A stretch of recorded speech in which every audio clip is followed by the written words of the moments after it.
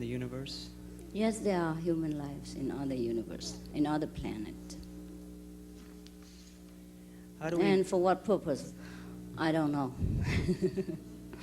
That you have to ask the Creator when you go up there. I never ask him why, because I don't ask that many questions. I'm a kind of quiet person. Okay.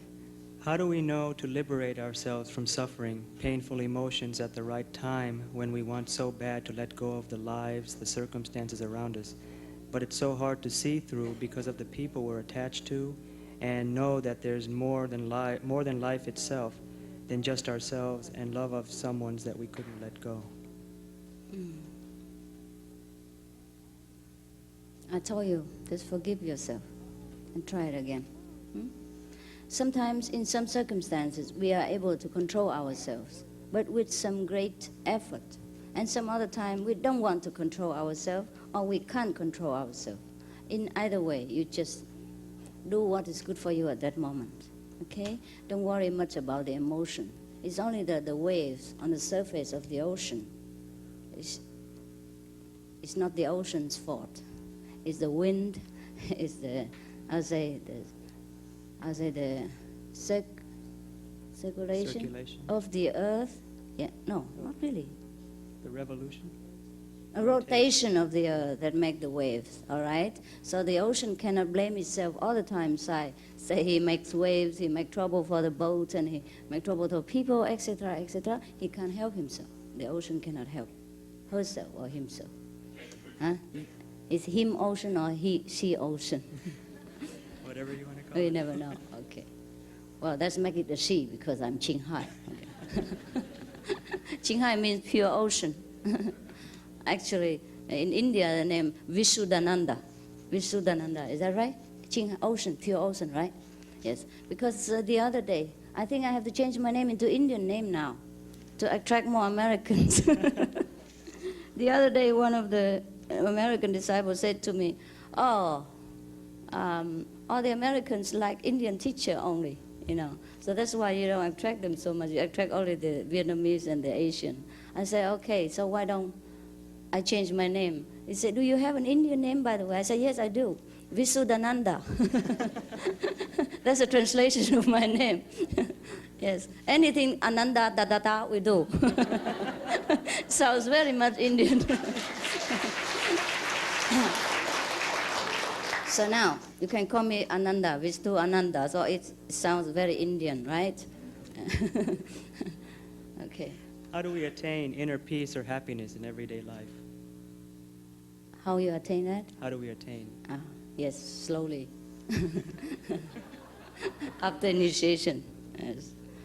The more wisdom, the more this peace and grace from God we receive, the more peaceful our life will be. But only if you won't be a master. I can't promise you a peaceful life if you want to be a master. But if you are a disciple, everything perfect.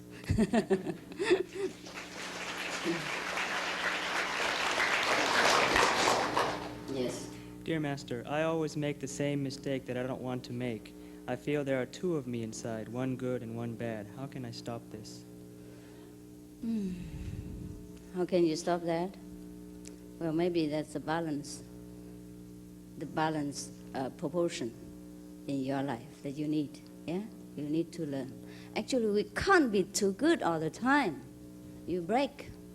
Yeah, you see the man in the circus when he walk the rope. Yeah, he has to walk this side, that side. You know what I mean? One time he's deep in this side, and the other side the other time he's siding to this side. Otherwise, if he just walk like this, he will fall down. This life has two sides. Anyhow, one is positive, the other is negative. One is happiness, the other one is misery. So sometimes we can't help ourselves to dip from one side to another. It's okay, forgive yourself. Try if you can. If not, forgive yourself, all right? And now, doing other things in contradiction to that. To counter-attack this habit if you think it's bad. For example, if you are normally very stingy, right? Don't want to give it to people. Now force yourself to give, okay? All right? Every time you want to take, instead, you give. So next time, he dare not want to take anymore. Because every time he want to take, he lost the business. For example, you want to take $1, right? And then force yourself to give $2. So next time, he dare not want anymore, okay? Or if you normally like to look at other women besides your wife, so every time you want to do like that, just go home and look at your wife. So next time, if you fed up, he doesn't want it anymore. Okay? Maybe try it.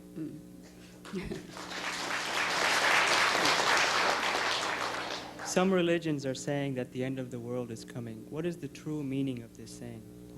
No religion ever said that. Only the Christian religion, right? What? Christian religion said the Bible. Bible didn't say we end at 2000, no? The Bible just have some revelation about some kind of destruction of the world, okay? But that is one man's experience only. And some of the people sometimes have this kind of experience. You know what I mean?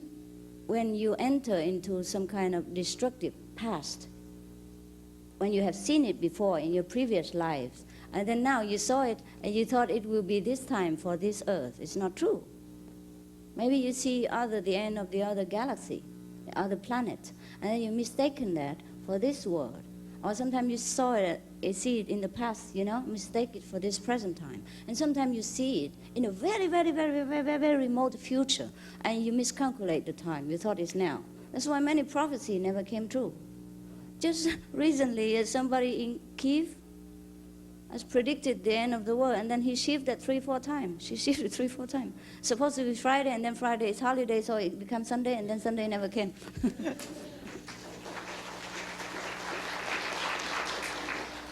But never mind. The end of the world comes when we die. Anyhow, so make preparation for that day. Yeah? Be prepared. So that when we leave this world, we go with God. Instead of go with the angel of death. That will be the end of our world. Oh, okay. What is the relationship between compassion and mindfulness? Mindfulness means you concentrate. Yeah? Well, compassion means you love other people. Compassion, you have mercy. You love other beings. You love animals, love people. You don't want to harm them. You want to help them when they're in need. That's compassion. Mindfulness is the concentration degree you get when you meditate. Okay? Earlier you said that if you open your mind to the universe, then you can gain the wisdom, knowledge, and can be able to understand any book. My question to you is, what if you were born with not so bright a mind? How can you be able to learn the knowledge from the universe once you opened your mind? When you're born, what? Then there's more. Let me repeat that part. It wasn't clear. Yeah, what if you were born with not so bright a mind? Oh. And there's more. Okay, wait. He was asking before you answer. I feel that you probably say that learning new knowledge would take time and hard work. For me, in the past, I had tried to learn to become a professional person. I failed because I am dumb. Yeah. Dumb. Can you show me the way? To be, not able to learn in school doesn't mean you're dumb. Maybe you lack courage. Maybe you lack good teacher, good friends, or good circumstances. Or maybe you lack patience. Yeah, some people learn quicker, some people learn a little bit slower. But that doesn't mean you're dumb. Doesn't mean you're stupid. Not to know your own great wisdom is the true stupidity. Yes.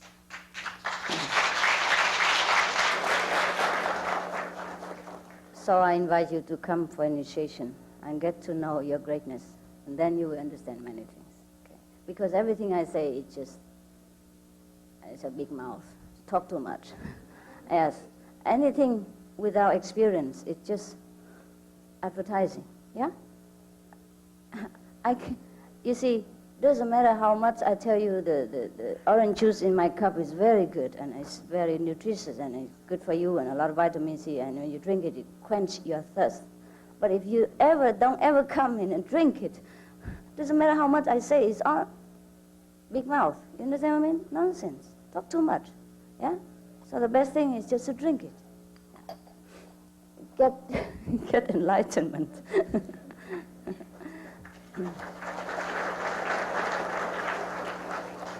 I think that's the answer to this next question, but I'll ask it anyway. Good. I feel lost. I have searched and searched, but have not found home. That is where I'm supposed to be and what I'm supposed to do. How does one find home here on earth? Get enlightenment. Home is very near. It's next to you. It's nearer than your skin. But if you don't have the light, you can't see it. You can't see things in the dark. Doesn't matter how near. You know, you might have a feeling about what it is, but you don't see it. You know, you have to have the light. The light of God will shine on everything you want to search for, including home. Okay? But this is all abstract speaking. Really, you have to have experience. And that comes only with diligent practice. After initiation, you know how to practice, and you do it, and then you realize day by day. Okay? Why is it that after so many years of religious teachings and past masters that the world has not gotten better but much worse? Because the past master cannot teach you. We have to look for a present master who can answer your question, help you when you are in doubt, and take you by the hand back to the kingdom of God. We need a person-to-person contact, you know, not the past lives. Just like it doesn't matter how great the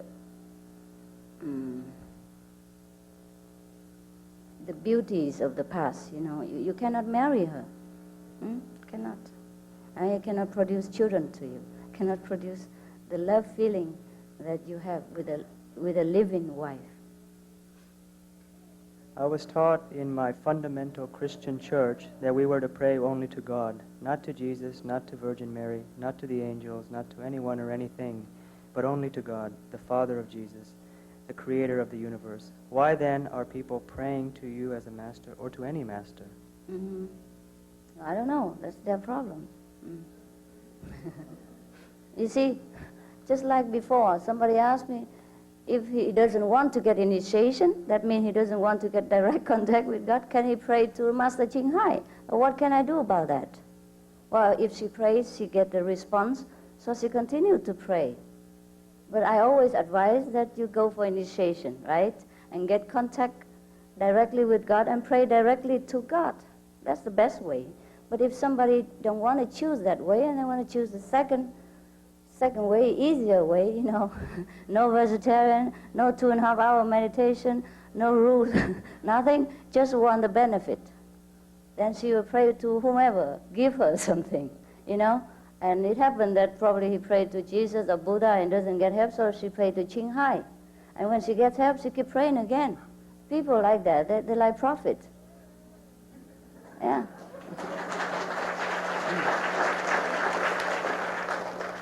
You know, the thing is, the truth is that any living master will respond to our prayer. But then when that master passed away, people continue to pray because they learned that from their parents, from their ancestor. And then they continue to pray. And they forgot the difference between a living master and the past masters. So they continue to pray to the past masters. And sometimes they blame that it doesn't help them. But actually, any master, when you pray to any master, that means you pray to God anyhow. You know what I mean? You know what I mean? Yes. Because the master is connected with God. So you just pray to God. What is there inside except God? You think you pray to Ching Hai? Who is Ching Hai? When you think of her, who is he? Who is she? What is that? Only God resides in her body, nothing else there. So if you pray to her and she's connected with God, then it's the God that you pray to. Understand? Yeah?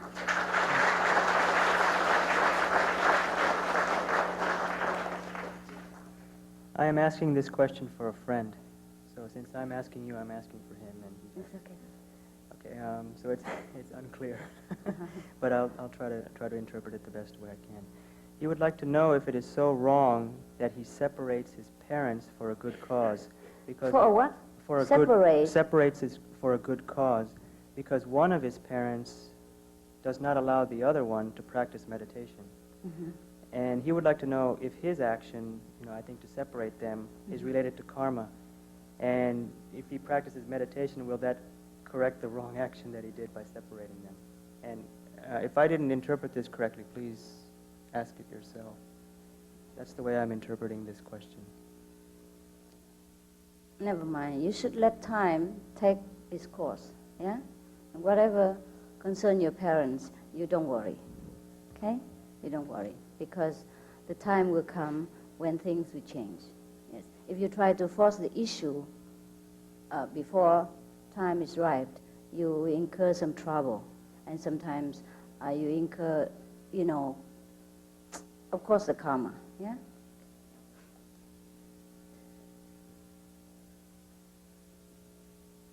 Master said that water in the cup is the same with water in the ocean, but because of our egos, which separates water from the cup of the ocean, is it right that meditation means making a hole at the bottom of the cup to have the water merge with the ocean? Initiation means that, yes. Open the connected hole, and then so the water can come in and out all the time. So the water in the cup is the water in the ocean, and the water in the ocean is the water in the cup. Yes. And every day you meditate, it's just like water flowing in and out all the time, make it fresh. So the water in the cup is not become rotten and so. Final question, how should one meditate? You meditate the way you want. And if you don't know, you come for initiation and we help you, okay? Actually, you should not ask me any question at all. Because it doesn't matter how many answers you have. What's the use? The only best way is that we get enlightenment and know all the answers, or we get to the stage when we don't care for any answer at all, and then we set ourselves free forever from any inquisitiveness, from every, desire to know things. That is the time when we know everything. Whatever we need to know, we will know right away. And whatever we don't need to know, we still know it, but inside, we don't use it. Understand?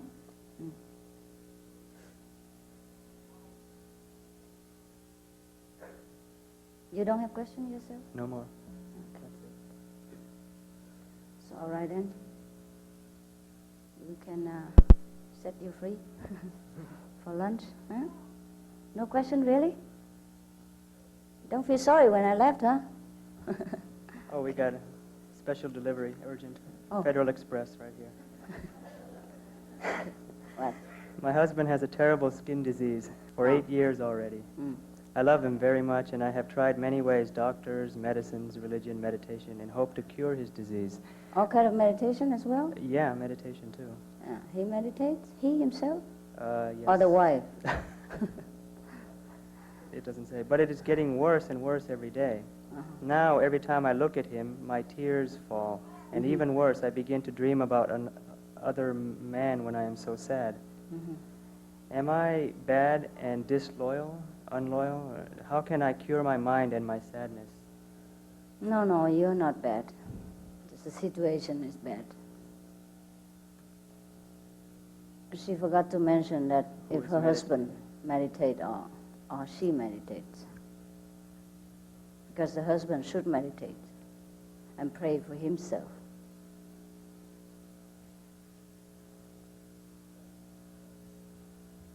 More question, right? Is God a person, a being, a supernatural entity, or what? All that. All that and more. Now, everyone, when we have sickness, we should try to first accept it. Second, try to find a way to cure it.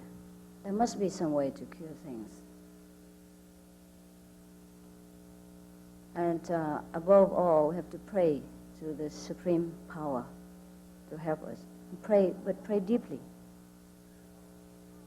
Sometimes the diseases are caused by past karma, past reaction, past, retribution, that we have done something wrong or to harm somebody else's appearance. Therefore, now we have to reap this result. But after sometimes, if the karma wears off, then it begins to get better. But there are many ways to cure skin disease.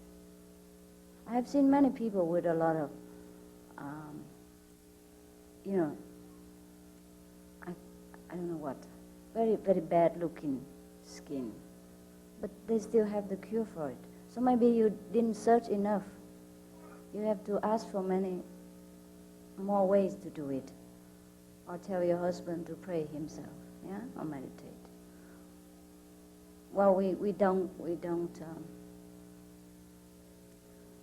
I cannot guarantee you that initiation will cure your disease or your husband's disease, because I don't want to attract people to come to our group just because of the physical condition. That's not enough to liberate you, because we are still clinging to the material instead of wanting God, the giver of all things. Once we truly want God, He will give. But if we only want the things, you know what I mean? Sometimes He gives, sometimes He doesn't. That's the trouble. In India, there was a story about a king who liked to give all his things to his subject. So he arrayed all his treasure around and tell everyone to come and take whatever they like. And people took diamonds, or took gold, or took treasure, took, antique cups and all that. And then everybody were happy to go home. One girl only, she didn't want nothing. She just walked straight up to the king and she said, "Are you also a gift?" "I only want this gift." Yes. So of course the king was very surprised and happy that somebody wants him for his sake, not the things that he gives. And then of course the king married her. And then everything belonged to her, no? Yes. The story is like that, no? You know the story, huh? Yes. And there's another story to prove it. If you still have time, are you hungry? I still have half an hour. I own you only half an hour now. There was a story about Shiva. You know Shiva? The god Shiva, is he here, by the way? Yeah, that's it, with the moon, half moon, and then the Tridad. Yeah. Okay, now that's him. I thought he was upstairs, but he's downstairs, so I can't find him. Shiva was one of the past masters, right? He's supposed to be the god of destruction. He destroyed, negativity. Yeah, actually, not destroy people. Some people misunderstand. So they worry that he destroyed him. So always keep blackmailing him with all kind of fruit and cakes. It's not the thing. So in the past, he meditated very deeply in the Himalaya. Yeah, he never woke up from meditation. Never, ever. Nothing steers him.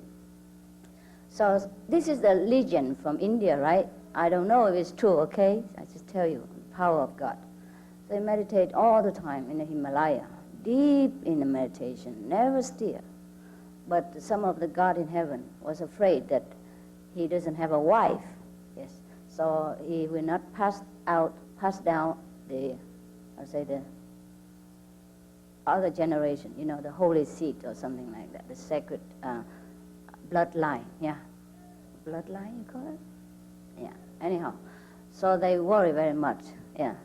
Because he was so holy and they want to have another, generation of this kind. So they send out a beautiful, fairy, yes. Her name is Parvati, is that right? Yeah, Parvati. Parvati, yes, okay. The name is correct, just my misspelling. Oh, no, my accent is not Indian. So then she was very beautiful, and her figure is enough to make all the men, fell down in battle. But she couldn't steer him. She tried all her best to kind of dance around him and make all kind of things, but he never steered out of meditation. So finally she was fed up, yeah. So she went to the other side of the mountain, a little bit longer way, selected a mountain range, and she sat there and meditated. She said, now, this is nonsense. I meditate on God, and then I get liberation and eternal bliss. That's better than to chase a man who is like stone, have no feeling, nothing. And me, so beautiful like this, and he never steers. Wow. And she was fed up, angry, and frustrated. So she went to the other mountain. Oh, I forgot the mountain name. Kailash? No, huh? What's it?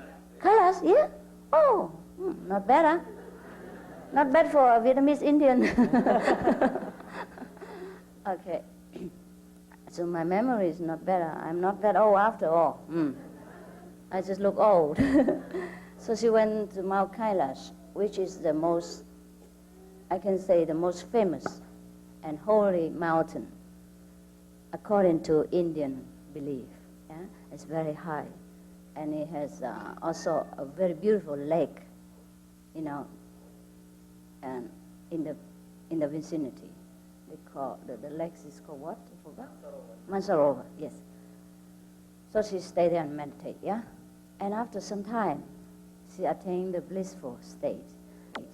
And so Shiva suddenly, during his meditation, deep meditation, he felt something stir in him.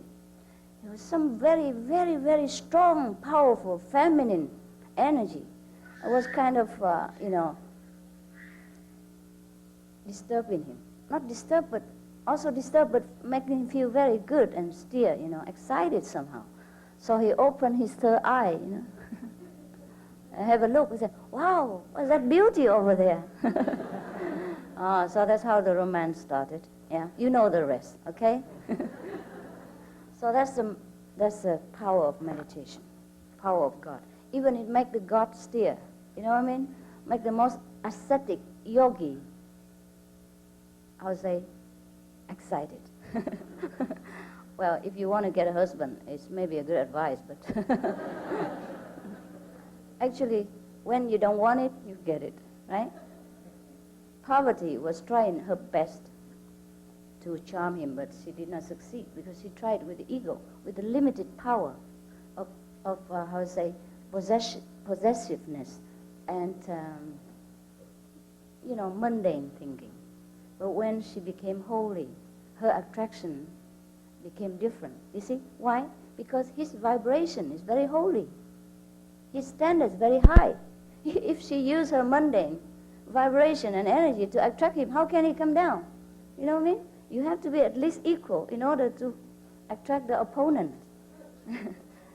Therefore, if some of the girls or boys are not successful in catching our disciples, you better go and get initiation.